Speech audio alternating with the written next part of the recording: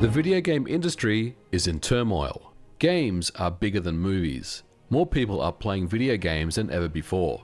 We have handheld PCs, crossplay, subscription services, ray tracing, open worlds, indie games made by tiny teams, and retro games being preserved in ways that would have seemed impossible 20 years ago. But if you talk to any developer, or indeed gamers, the mood is very different. Studios are closing, projects are being cancelled, budgets are out of control, games take over 7 years to make, live service games are launching, failing and disappearing faster than some box games used to hit bargain bins. Memory prices have doubled in 2026 and will rise further because AI data center demand is constraining supply. Microsoft has increased the price of the Xbox 3 times in the last 12 months. The entry model of the Valve Steam machine retails for over $1,000. The Sony PlayStation 5 and the Nintendo Switch 2 have already seen price increases, with further increases expected. A game console is supposed to be an affordable entry point into high-end gaming, not a luxury device that keeps getting more expensive 5 or 6 years into the generation. If the console, the subscription, the accessories and the games all rise at the same time, then gaming slowly becomes out of reach for the exact audience that made consoles successful in the first place. And now physical media is being pushed off the table too. Sony has announced that physical disc production for the new PlayStation games will end starting in January 2028, with new releases moving to digital formats only through PlayStation Store and participating retailers. On paper, this is being framed as a response to changing consumer habits. And yes, digital purchases make up the majority of full game sales, but the consequences are much bigger than convenience. Once physical discs disappear, players lose one of the last remaining forms of price competition. No used copies, no clearance bins, no borrowing a game from a friend, no walking into a store and finding the same game cheaper than it is on PSN. Everything gets funneled through a single digital storefront where the platform holder has full control over that store, the pricing environment, the visibility, and the long-term access. This is not just about people preferring digital libraries. It's about extracting the dollar out of every single one of us. We once had real consumer protections, proper backward compatibility, long-term preservation, storefront reliability and security. And soon, it'll just become another example of the industry asking players to give up options while paying more for less control. So how did we get here? To understand the state of the industry today, we need to go back to something that used to define games: limitations. In the early days, games were built around hard limits. The Atari 2600, the NES, Master System, Commodore 64, just to name a few. All of these machines had strict rules. You had limited memory, limited storage, limited colors, and limited audio. Those limits forced creativity. A developer couldn't just patch the game later. They couldn't rely on a massive content roadmap. They couldn't ship a 100GB download and fix it 3 months later. The cartridge had to work, and the game was targeted for the hardware that it was built for. Throughout the 1990s and early 2000s, the industry grew up fast. CD-ROMs and the PlayStation gave developers more storage. 3D graphics changed what games could be. The PlayStation made games feel mainstream and cool. The N64 pushed 3D worlds into the living room. The Dreamcast brought online gaming early. The PlayStation 2 turned the console into the center of home entertainment. And the original Xbox with Xbox Live changed expectations again. Suddenly, games were not products. They were services, communities, and platforms. And this was a turning point. Before online connectivity became standard, most games had a simple business model. A publisher made a game, shipped it, and hoped that it would sell enough copies. But online consoles and digital storefronts changed everything. Downloadable content, patches, digital sales, achievements, multiplayer matchmaking, user accounts, and microtransactions all made games last longer. They also made them more profitable. For players, this brought real benefits. Games could be updated, bugs could be patched, smaller developers could reach global audiences without manufacturing discs or cartridges. Entire genres exploded because digital distribution made it possible. But the thing is, if a game could make money after launch, then the launch was no longer the end of the business model. It was only the beginning. During the era of the Xbox 360, the jump from the PlayStation 2, GameCube, and original Xbox to the Xbox 360 and PS3 was enormous. Textures needed more details, characters needed more animations, geometry became more complex. There was voice acting, motion capture, cinematic presentation, online multiplayer. Everything was a standard. A game that once may have been developed by a few dozen people typically now required hundreds. Publishers started chasing hits that could sell millions of copies. If development costs are low, the studio can be very profitable. But if development costs are enormous, a game can sell millions and still be considered a disappointment. But it's more than this. Even if the game is popular, viable, and technically impressive, but misses internal expectations, it can still lead to layoffs, cancelled sequels, or even a studio being shut down. The increased cost of games meant that there was less room for experimentation and creativity.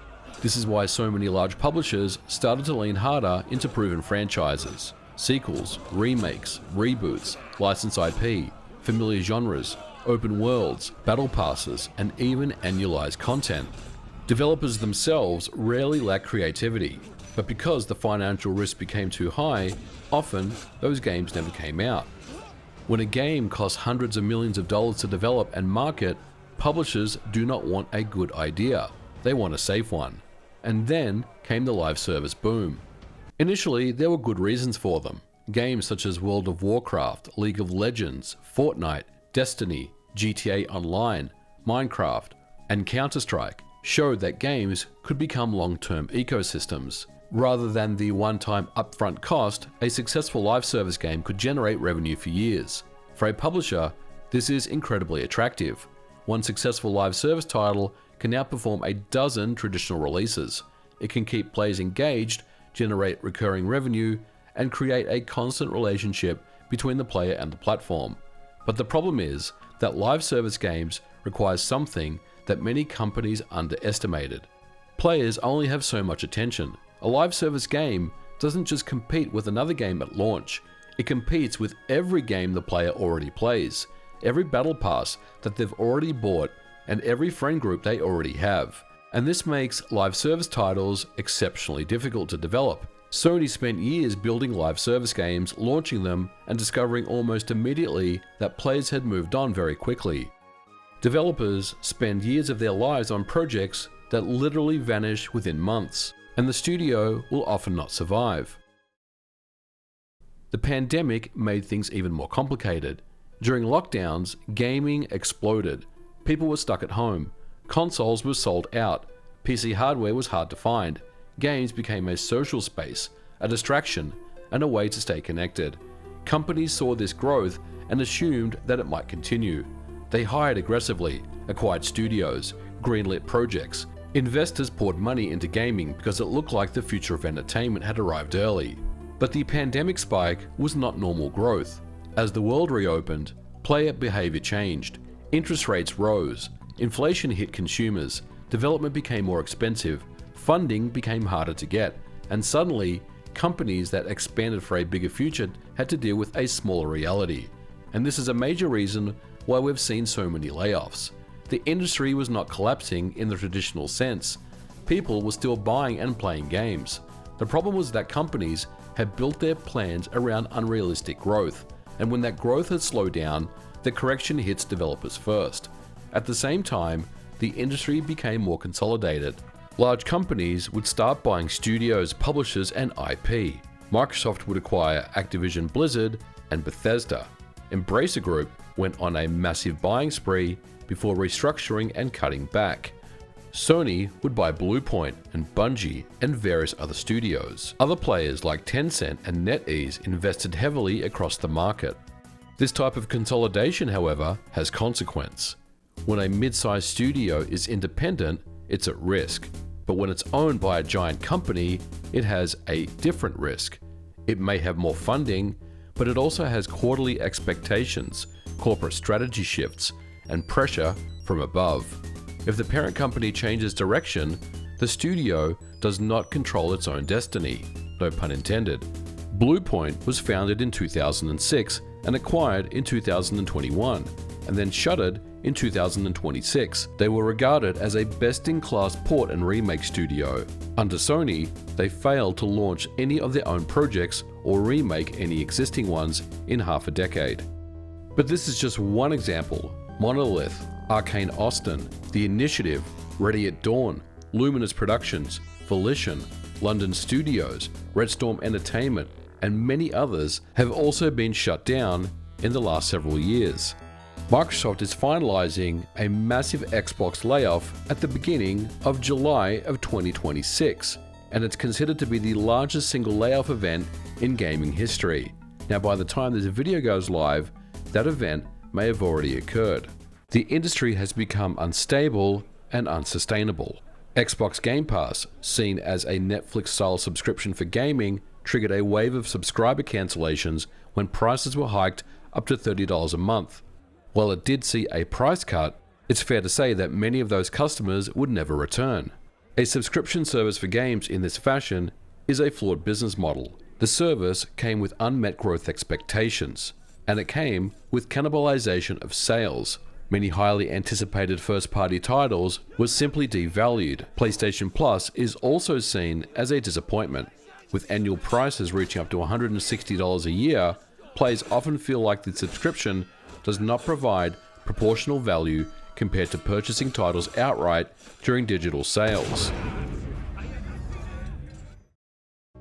The average player has more games than ever before. Steam libraries are full. Subscription services and catalogs are huge. Free-to-play games offer hundreds of hours with no upfront cost. Retro collections, emulation devices, handheld PCs, and other consoles give players endless options. Having all these games at your fingertips is awesome, but it also means that every new game has to fight for your attention in a market that is completely saturated. In the 1990s, a good game could stand out because there were fewer releases and fewer platforms. Today, a great game can launch and disappear within a week because dozens of other games released at the same time. Discoverability is one of the biggest problems in modern gaming, and for indie developers, digital storefronts would open up that door. But the problem is, behind that door there are literally thousands of other games vying for your attention. Making a game is also more accessible than ever, but getting anyone to notice it is extremely challenging. And this is the paradox of modern gaming. There has never been more tools and easy ways to create video games, but there's never been any more competition for attention. And then we have to talk about AI. Game development has always used tools to speed up production. Level editors, middleware, various engines and animation systems, all these things have been around for years. But generative AI is different because it affects creative labor. Some studios see it as a way to prototype games faster and generate ideas. But many other workers worry that AI will not be used to make better games. They worry it will be used to reduce headcount, lower costs, and flood the market with cheap content. AI has become a useful tool in game production, but it doesn't solve the industry's deeper problems on its own. If anything, it just amplifies them. And if the market is already saturated with games, making more content faster with AI will not make the industry healthier. So what is the actual state of the video game industry in 2026? Many see its demise, but I'm here to tell you that it's not dead. It's not crashing like it did in 1983, but it's definitely under a lot of pressure. The problem we have now is that revenues are high, but costs are even higher. Technology is at a level that we've never experienced before, but production is slower. Games are more accessible, but discovery is harder. Studios are connected more to players, but the players trust them less. The industry is bigger than ever, but for many developers, it feels less secure. Video games have won. They've become mainstream. They've become one of the dominant forces of entertainment in the world. But the business structures around them do not give them a way to grow in a sustainable way. The industry chase trends, chase scale, bigger worlds, bigger teams, bigger franchises, bigger acquisitions, bigger services, bigger expectations. But bigger does not mean healthier. If you ask me, the future belongs to companies that learn how to control scope. Scope is everything. A focused game with a clear identity can succeed. We see this all the time with indie games, retro-inspired titles, AA games, and even some carefully managed AAA project. Not every game needs to be a 100-hour open world. Not every game needs crafting. Not every game needs a battle pass. Not every game needs to be a platform. And not every game needs to last forever. Some games should just be games. You buy them, you play them, you enjoy them, and you remember them. That model is not outdated. In some ways, it feels quite refreshing again. And at the same time, the industry needs better labor stability. Developers can't keep absorbing the consequence of bad forecasts, bad management, failed acquisitions, and executive overreach. If studios want experienced teams, they need to stop treating those teams as disposable. The players also have a role in this. Support smaller games. Buying complete releases and being open to different styles of game design can help create a healthier market. But ultimately, the biggest change has to come from the companies making those decisions. Now, when you look back at the history of video games, every single era has had a crisis. The arcade crash, the console crash, the move to 3D, the HD transition, mobile gaming disruptions, digital distribution, free-to-play, subscriptions, cloud gaming, AI. But the industry has seemed to have forgotten what keeps games alive. It's not the storefront, or the engine, or the subscription service. It's the people making interesting things within limitations. That was true all the way back in the day when they squeezed entire worlds into small cartridges. It was true when modders were building maps on PCs. It's true when indie developers start releasing games on digital storefronts. And it still holds true now. Regardless of what happens to the video game industry, there will always be people making cool games. In 2026, the industry is bigger, more corporate, and more uncertain than ever. But underneath, games will still be built by people who care. And maybe the way forward is not to make everything bigger, but maybe all it is to remember why these games mattered in the first place. But what do you think? Do you think the industry is headed for another correction? Or are we already in one? Are smaller focused AA games the future? Or will the biggest franchises like GTA 6 continue to dominate? As always, let me know in the comments below, and thanks for watching.